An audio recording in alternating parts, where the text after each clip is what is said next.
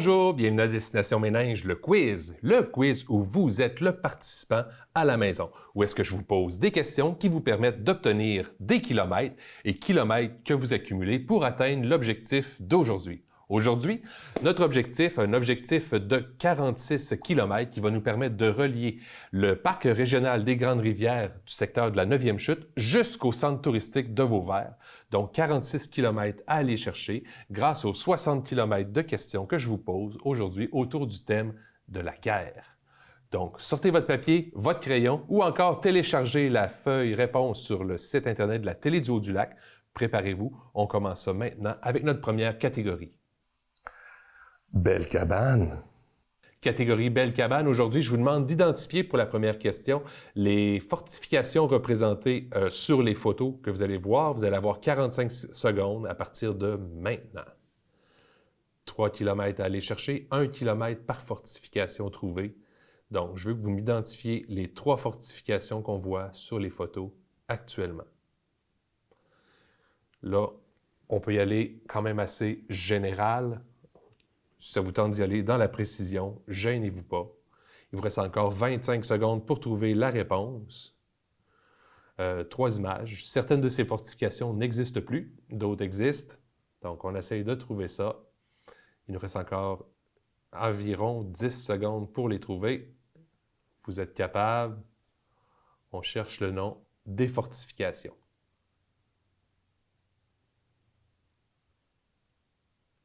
Et voilà, on va passer tout de suite à la deuxième question.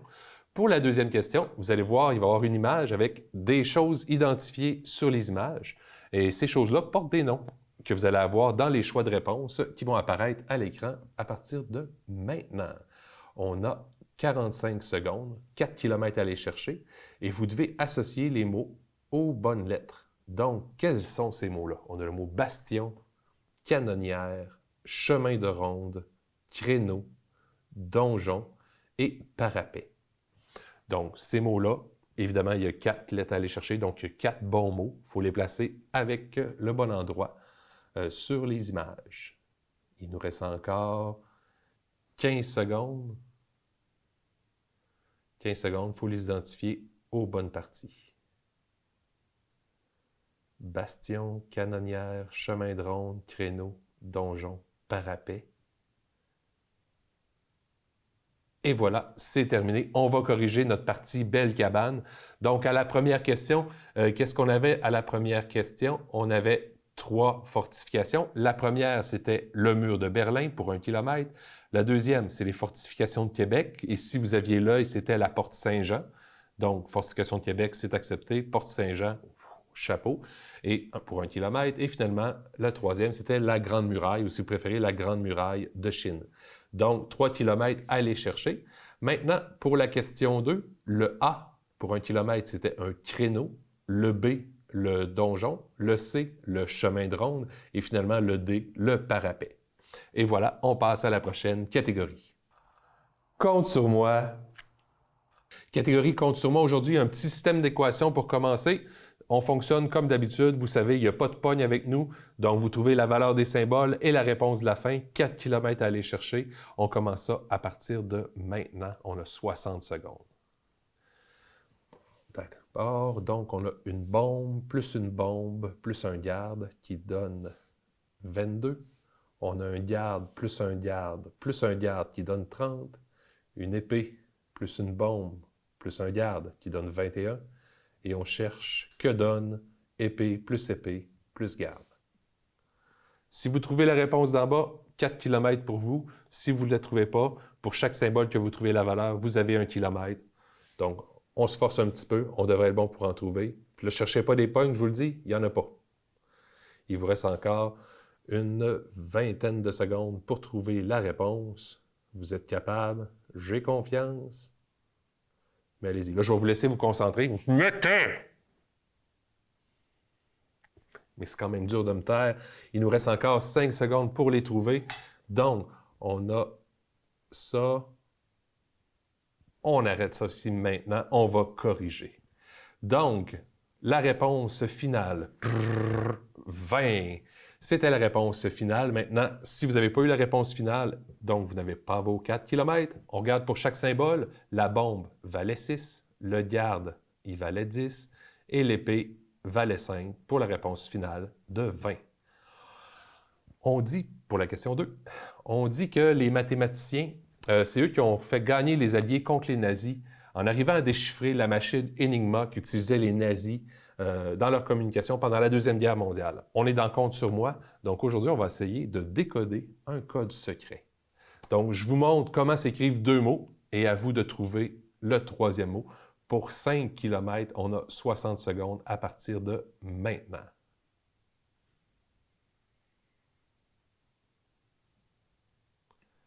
Donc, on a le premier symbole, je l'ai dit assez tantôt, qu'est-ce que ça voulait dire, mais ce symbole-là s'écrit triangle rouge, cloche, petite bulle, triangle rouge et crochet. Le deuxième symbole, j'ai dit souvent tantôt qu'est-ce qu'il voulait dire, là je ne le répète pas, mais il s'écrit rond vert, 4, drapeau de pirate, fourche de Poséidon et petit crochet. Finalement, je vous demande de m'écrire, de me dire qu'est-ce que ça veut dire, cloche, drapeau de pirate, 4, rond vert et crochet. Donc, vous êtes capable de me résoudre ça. Il vous reste encore 16 secondes pour le trouver. Vous êtes capable. On essaye de trouver ça.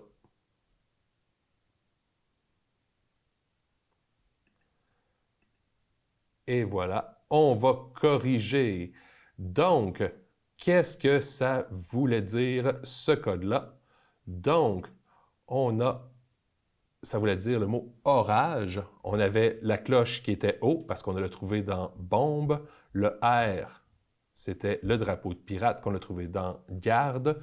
Le 4, le A qu'on a trouvé dans garde aussi. Le G, le rond vert dans garde. Et finalement, le crochet qu'on avait dans les 2 mots. Donc, le mot à trouver était orage pour 5 km. Et si vous avez trouvé n'importe quel des symboles, ça valait 1 km par symbole trouvé. Donc, on passe à la prochaine catégorie. Papa, on joue à quoi? Catégorie « On joue à quoi » Première question, 3 petites questions sur un jeu de guerre classique, les échecs. Donc, en 45 secondes pour 3 km, je vous pose 3 questions à partir de maintenant. On cherche le nom d'une pièce qui va passer toute la partie sur des cases de la même couleur. On cherche le nombre de cases sur le jeu. Et au début de la partie, sur quelle couleur de case est placé le roi blanc? C'est les 3 questions que je vous pose. 1 km par bonne réponse. Puis au pire, s'il y en a que vous ne le savez pas, bien, prenez une chance, on ne sait jamais. Vous pouvez peut-être avoir 1 km gratis. Donc, le nom d'une pièce qui va passer toutes les parties sur les cases de la même couleur, le nombre de cases sur le jeu, et au début de la partie, sur quelle couleur est placé le roi blanc. Il vous reste 5 secondes. Et voilà, c'est terminé.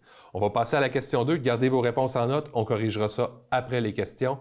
Donc, on y va. Ensuite, 3 questions sur les noms de jeux de guerre classiques. Donc, on y va pour 3 km 45 secondes à partir de maintenant. On cherche le nom du jeu dont le but est la conquête totale du monde à l'aide de ses armées. Je vous demande la stratégo, le nom de la pièce à capturer pour gagner la partie. Et finalement, le nom de jeu de guerre qui consiste à couler les navires de l'adversaire. 3 questions, 1 km par question. Il vous reste encore 25 secondes. Donc, on cherche le nom du jeu dont le but est la conquête totale du monde avec ses armées. À stratégo, le nom de la pièce à capturer pour gagner la partie. Et finalement, le nom du jeu de guerre qui consiste à couler les navires de l'adversaire. Vous êtes capable, 3 petits kilomètres à aller chercher. Et voilà, c'est terminé. Même principe pour la question 3. Maintenant, ça se peut que ce soit un peu différent.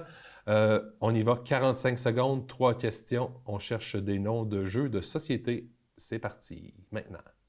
On cherche le jeu de société amusant tiré d'un quiz du même nom, animé successivement par Luc Sonnet, Jean-François Barry et Jean-François Brault. On cherche aussi le nom d'un jeu de société pour 2 joueurs dont chaque partie est une reconstitution d'une bataille de la Seconde Guerre mondiale entre les Alliés et les Allemands. Et finalement, le jeu de société ludique qui consiste à lancer des billes sur un petit tapis rebondissant pour qu'elles aillent se loger dans les cellules d'un château. Donc, 3 questions, 1 kilomètre par question. On cherche le nom de ces 3 jeux de société-là. Le jeu de société amusant tiré d'un quiz animé par Luc Sonnet, Jean-François Barry et Jean-François Brault. Un jeu de société qui est de reconstitution de la guerre mondiale. Et désolé, c'est terminé. Donc, on va corriger nos questions de la catégorie « On joue à quoi ?» Alors, à la question 1, le nom de la pièce qui va passer toute la partie sur les cases de la même couleur, c'était le fou. Le nombre de cases sur le jeu, c'était 64. Et au début de la partie, sur quelle couleur le roi blanc est placé, c'est une case noire. La question 2, pour les jeux de guerre classiques, le nom du jeu dont la conquête du monde, le but et la conquête totale du monde, c'est Risque. À Stratego, il faut capturer le drapeau. Et finalement, le nom du jeu de guerre, c'est Bataille navale ou Battleship. Je vous le laisse, même si vous l'avez écrit en anglais.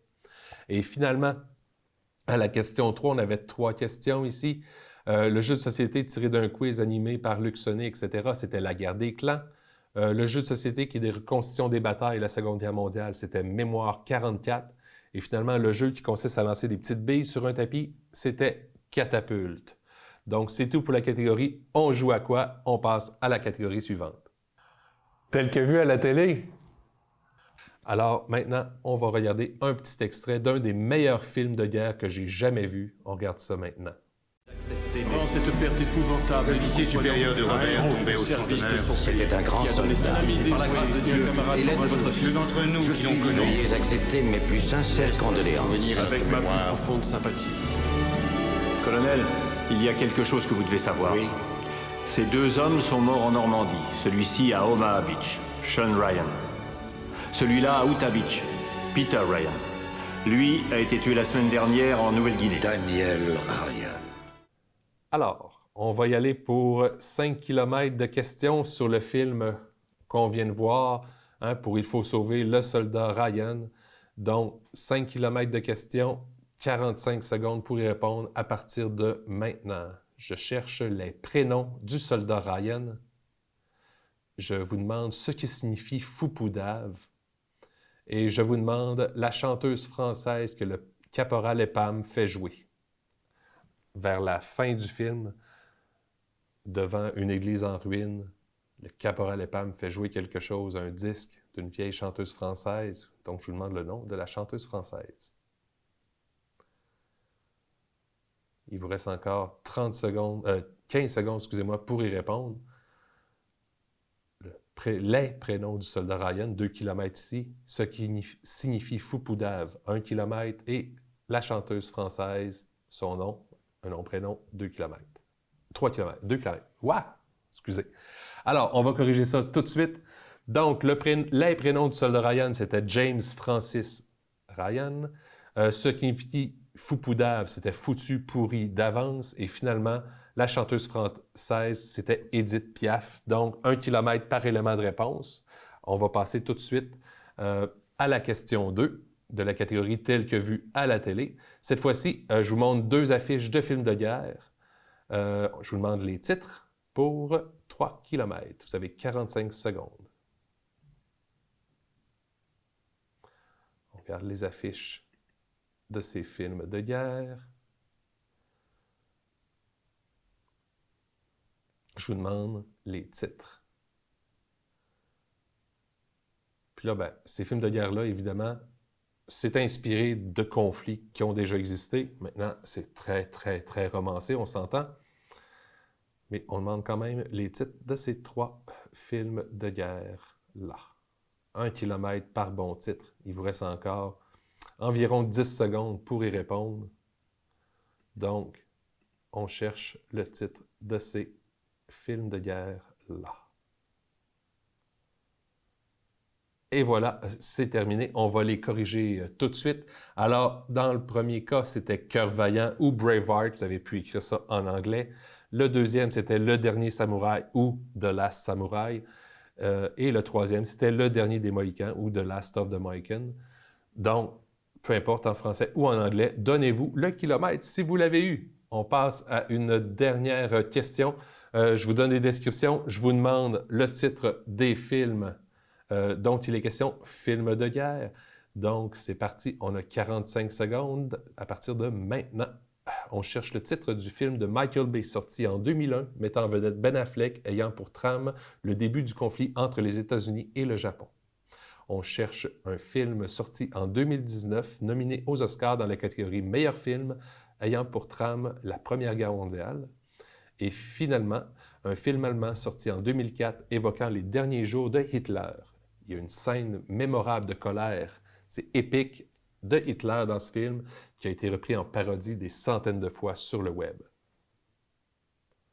Il vous reste encore 10 secondes pour trouver les 3 titres des films dont les descriptions, je viens de vous les faire.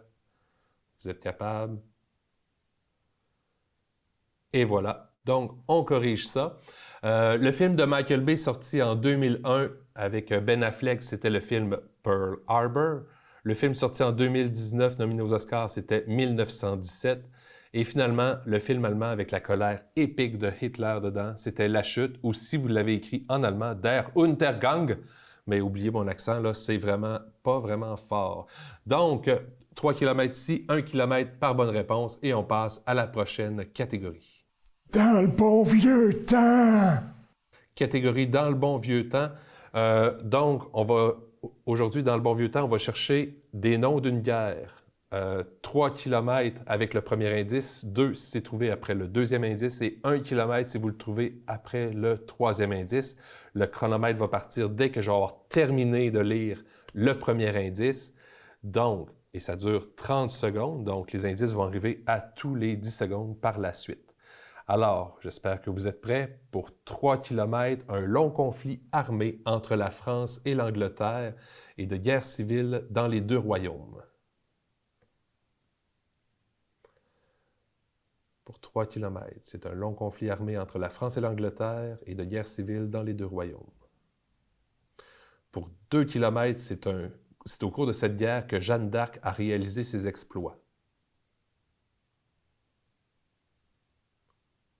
Et pour 1 km, cette guerre a duré de 1337 à 1453. Et voilà, c'est terminé. Et la réponse, c'était la guerre de 100 ans. Donc, on se prépare pour la question 2. Dès que je termine de lire le premier indice, le chronomètre part. Donc, c'est une guerre asiatique à laquelle le Canada a participé sous l'égide de l'ONU.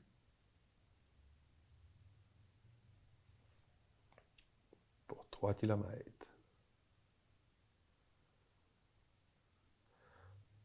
Pour 2 km, guerre où les deux camps étaient principalement aidés par l'URSS et la Chine d'un côté et les États-Unis de l'autre.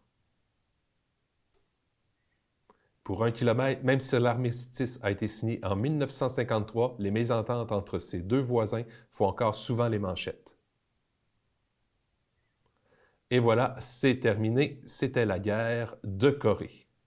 On y va maintenant avec la troisième question. Même principe. 3 indices, 3 km à aller chercher, hein, et les indices descendent les kilomètres descendent au fur et à mesure que les indices apparaissent. Donc, on commence ça. Guerre dont l'étincelle qui a engendré le conflit est l'assassinat de François Ferdinand d'Autriche.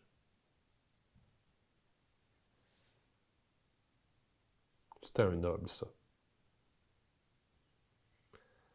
Pour 2 km, première guerre où l'aviation a eu un rôle.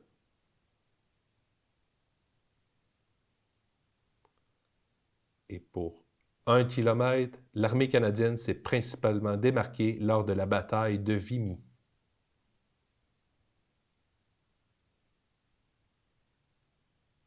Et voilà, c'est déjà terminé. On corrige ça, c'était la Première Guerre mondiale.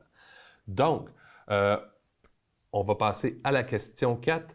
Cette fois-ci, on cherche les dates. 2 km, si la date exacte, 1 km à plus ou moins 1 an. Donc, je vous donne un événement, vous me donnez l'année où est-ce que ça s'est déroulé. Vous êtes à 1 an de ça, en haut ou en bas, vous vous donnez 1 km.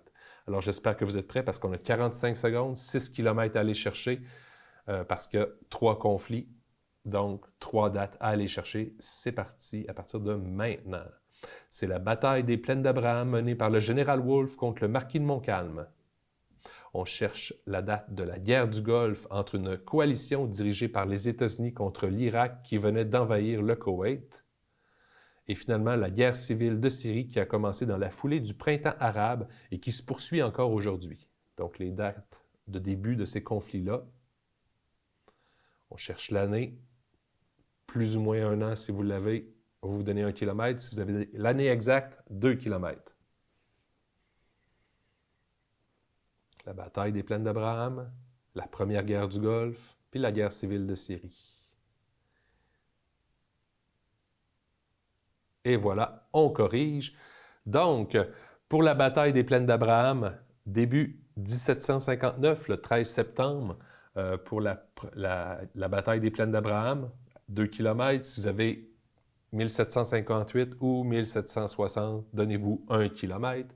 Pour la première guerre du Golfe, 2 août 1990, donc 1990, 2 km. 1989, 1991, 1 seul kilomètre. Et la guerre civile de Syrie, elle a commencé le 15 mars 2011. Donc 2011, la bonne réponse. 2010 ou 2012, donnez-vous 1 km.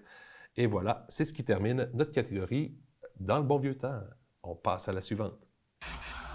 Rafale. Catégorie Rafale, on va terminer aujourd'hui, comme d'habitude, 90 secondes, 9 questions, ça va vite, donc il faut ouvrir notre esprit pour être prêt à répondre. Le chronomètre va partir dès que je termine de lire la première question, et ensuite, à tous les 10 secondes, je vous enfile une question. Prenez ça en note, on corrige ça à la fin. On y va. Mitraillette russe largement utilisée par les groupes terroristes. Le nom de la mitraillette russe, largement utilisée par les groupes terroristes.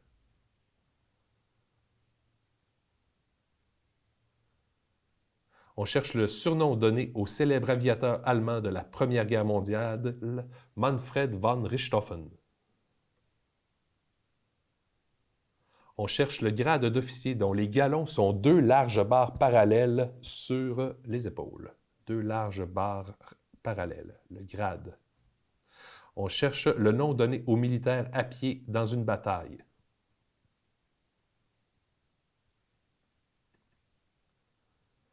On cherche le grade donné à une recrue dans la marine.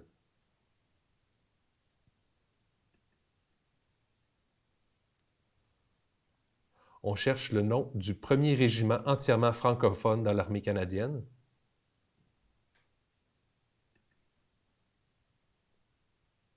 On cherche le nom du lieutenant général canadien qui s'est retrouvé en charge des troupes des Casques bleus de l'ONU lors du génocide au Rwanda. On cherche aussi le titre du livre de ce lieutenant général-là.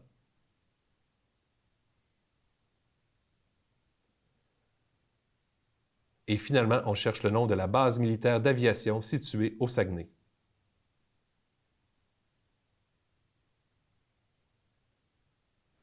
Et voilà, c'est terminé. Donc, on va corriger ça tout de suite. 1 km par bonne réponse, c'était la Rafale.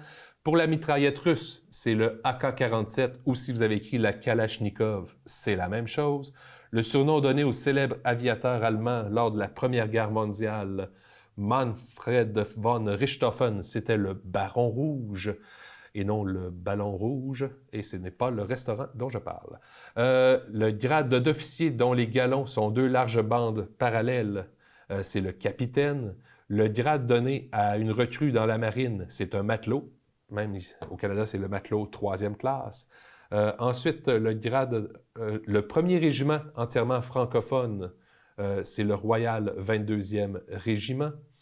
Ensuite, le lieutenant général canadien qui s'est retrouvé en charge des troupes des Casques bleus de l'ONU, c'était Roméo Dallaire.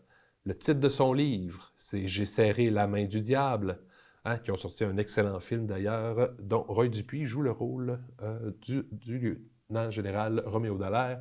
Et finalement, la base militaire d'aviation située au Saguenay, c'était la base de Bagotville. Donc, je vous laisse une seconde ou peser sur pause pour faire le total parce que c'était la fin de notre quiz. On va faire un petit bilan. Donc, roulement de tambour, j'espère que vous avez fait votre total.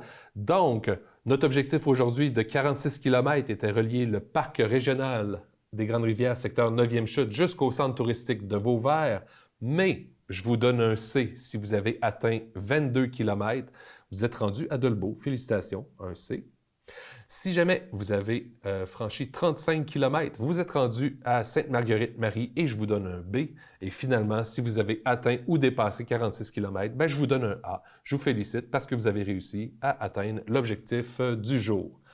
C'est tout pour cette semaine et c'est tout aussi pour notre saison de Destination Ménage. J'espère que vous avez apprécié et il me fait plaisir de vous souhaiter à tous un au revoir et je vous dis à la prochaine.